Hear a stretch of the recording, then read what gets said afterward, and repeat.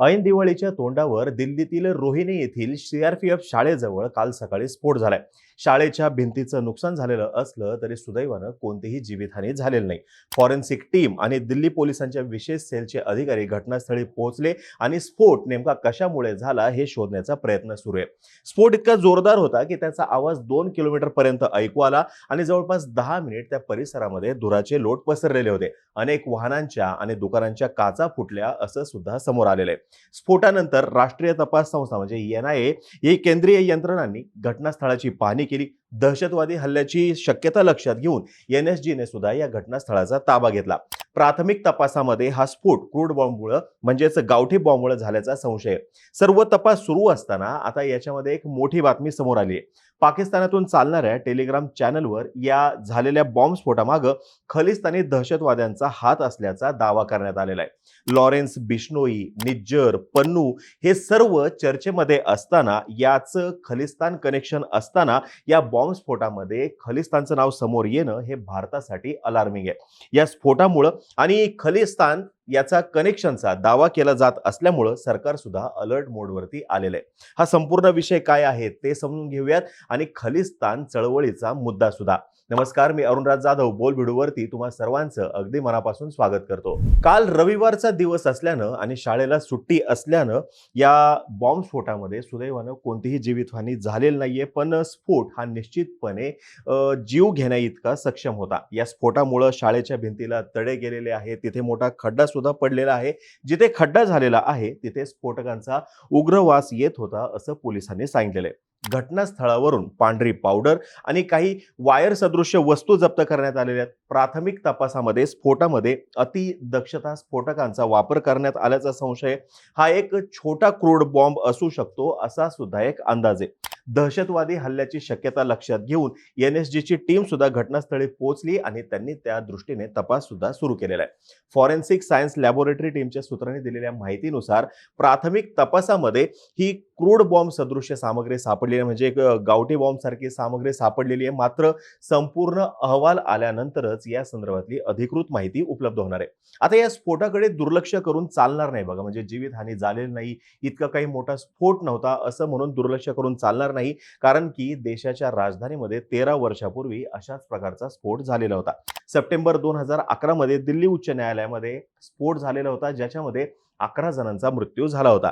जानेवारी 2022 मध्ये गाझीपूर फ्लॉवर मार्केटच्या गेटवरती एका बॅगमध्ये आयईडी स्फोटक सापडलं होतं. एनएसजीच्या बॉम्ब शोधक पथकानं हा बॉम्ब निकामी केला होता आणि बॉम्ब बनवण्यासाठी तेव्हा आरडीएक्स, अमोनियम नायट्रेट तसंच छर्र्यांचा वापर करण्यात आलेला होता. डिसेंबर 2023 मध्ये इस्रायली दूतावासाबाहेर सुद्धा स्फोट झाला होता, पण त्याच्यामध्ये जीवितहानी झालेली नव्हती. आता हा सर्व तपास सुरू असताना रात्री उशिरा पाकिस्तानातून चालणाऱ्या टेलिग्राम चॅनलवर या झालेल्या बॉम्बस्फोटामागे खलिस्तानी दहशतवाद्यांचा हात असल्याचा दावा केला गेलाय.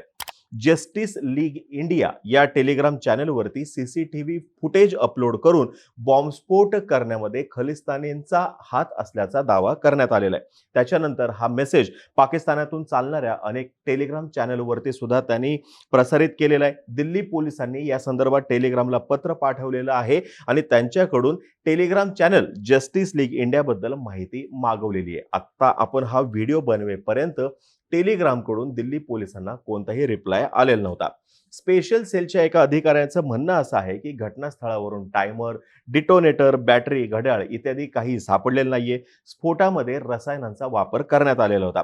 प्राथमिक तपासामध्ये या स्फोटात नायट्रेट, क्लोराईड आणि पोटॅशियमचा वापर झाल्याचं समोर आलेलं आहे आणि जे उच्च दर्जाचं स्फोटक मानलं जात नाही. म्हणजेच काय तर या स्फोटाचा उद्देश हा फक्त आणि फक्त घाबरवणं होतं किंवा एका पद्धतीची धमकी देणं होता असं सुद्धा म्हणलं जाते.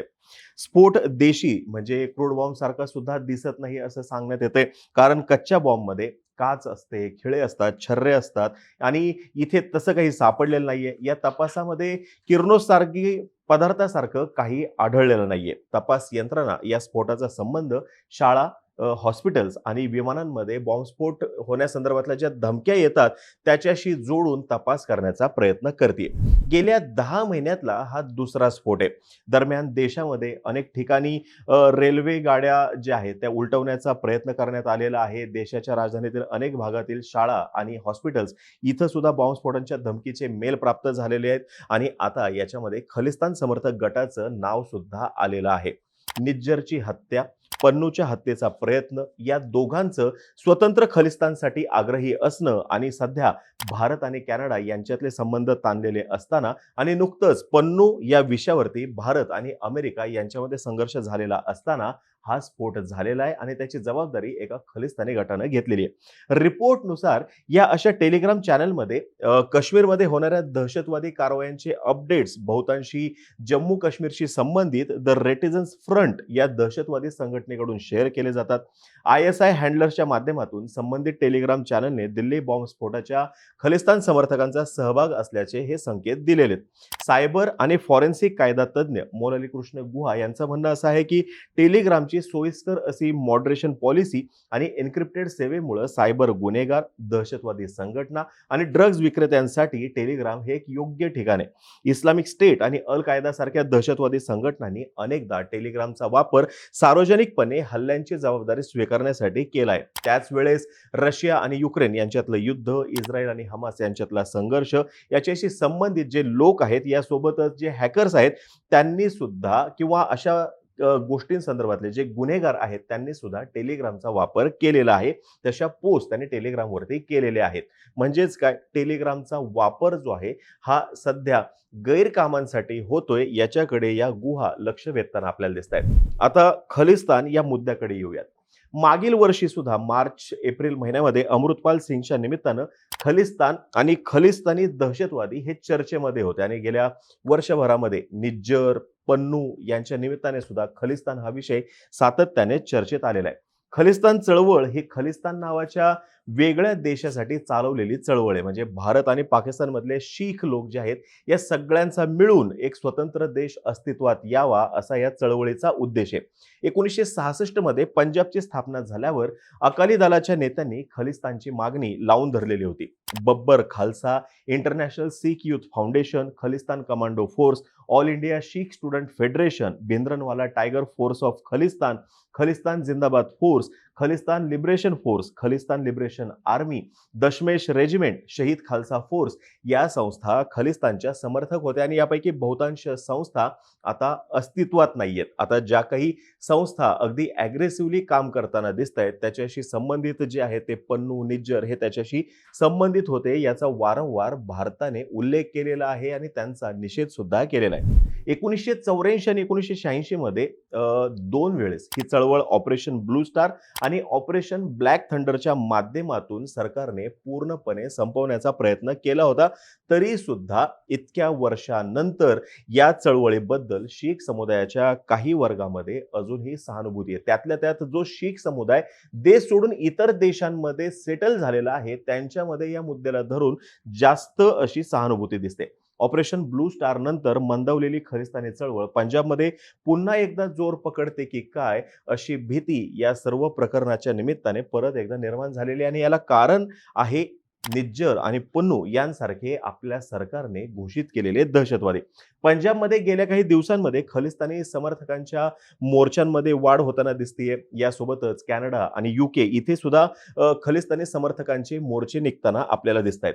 1984 मध्ये ऑपरेशन ब्लू स्टार हे घडलेलं होतं. त्याच्यानंतर इंदिरा गांधींची हत्या सुद्धा झालेली होती. पण खलिस्तान चळवळीने या काळामध्ये उग्र असं रूप धारण केलेलं होतं आणि त्याच्यामुळं जागतिक स्तरावरती हा विषय जो आहे कायमच चर्चेला गेल्याचं सुद्धा दिसून येते. शीख समुदायाची खलिस्तानची मागणी ही देशोदेशी त्यांचे सेटल झालेले जे त्यांचे बांधव आहेत त्यांच्यामुळं जास्तीत जास्त लोकप्रिय झाल्याचं दिसून येते. जिथे जिथे ते सेटल झाले त्या त्या भागामध्ये खलिस्तान समर्थक निर्माण झाल्याचं सुद्धा दुर्दैवाने या ठिकाणी नमूद करावं वाटते.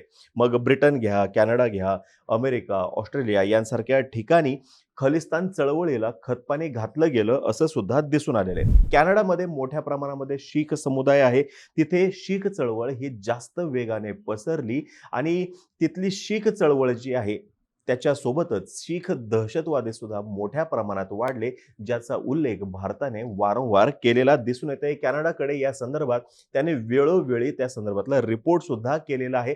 पण कॅनडाच्या सरकारने या शीख दहशतवाद्यांना खलिस्तान चळवळीला खतपाणी घालण्याचंच काम केलं, कारण की त्यांच्यासाठी ती महत्वाची अशी वोट बँक होती. 1998 मध्ये कॅनडा स्थित शीख पत्रकार तारा सिंग यांची हत्या संशयित खलिस्तानी अतिरेक्यांनी केली होती. आता या पत्रकाराने खलिस्तान चळवळीवरती टीका केली म्हणून त्याची हत्या झालेली होती. कॅनडा या देशाचे खलिस्तान चळवळीला थेट समर्थन जरी नसलं तरी सुद्धा कॅनडा हा देश खलिस्तान समर्थकांसाठी अगदी स्वर्ग असल्यासारखं झालेलं आहे. भारतात दहशतवादाचा आरोप असलेल्या या खलिस्तानी दहशतवाद्यांसाठी कॅनडा हे अगदी सुरक्षित असं आश्रयस्थान मानलं जातं. खलिस्तान चळवळीला उग्ररूप देणाऱ्या अनेक दहशतवाद्यांना कॅनडामध्ये आश्रय देण्यात आलेला असून याबाबत कॅनडानं कोणतंही त्यांचं धोरण स्पष्ट केलेलं नाहीये. आणि आता याच शीख समुदायाला दुखवायचं नाही म्हणून जस्टिन ट्रुडो यांची भारतासोबत वैर घेण्याची सुद्धा तयारी आहे. म्हणजेच काय, कॅनडा हा देश स्वतःची वोट बँक जास्तीत जास्त कशी शाबूत ठेवता येईल याच्यासाठी प्रयत्न करताना दिसतोय. आता दिल्लीमधला झालेला हा स्फोट आणि त्याचं समोर आलेलं खलिस्तानाचं कनेक्शन याच्यामुळं भारतासाठी ही धोक्याची घंटा असेल हे मात्र निश्चित. आता ही माहिती जर का तुम्हाला आवडली असेल, खाली कमेंट बॉक्समध्ये नक्की सांगा. तोपर्यंत आम्हा सर्वांची व्हिडिओ जास्तीत जास्त लोकांपर्यंत पोहोचवा आणि चॅनलला सबस्क्राईब करायला थोडं विसरू नका. धन्यवाद.